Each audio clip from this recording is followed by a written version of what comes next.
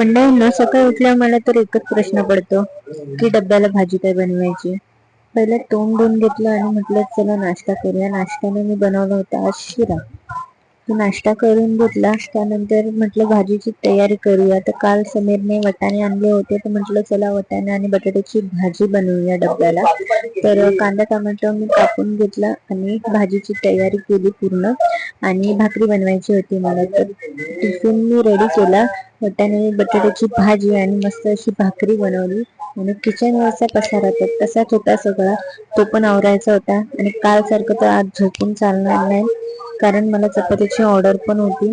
तर सगळे काम मी पटापट असं आवरलं आणि मग काय दुपारी जेवून घेतलं. आणि मेन म्हणजे तर माझ्या बाळाला झोपवलं मी पहिलं, नाही तर त्याशिवाय म्हणजे काही कामच होणार नाही.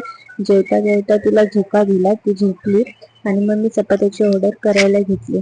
40 चपात्याची ऑर्डर होती. मी पटकन अशी केल्या 40 चपात्या, गोळे करून घेतले आधी, मग लाटून भाजल्या आणि त्यानंतर पॅक करून ऑर्डर माझी रेडी झाली. तर आता मी खूप दमली, म्हटलं जरा आता जरा आराम करू.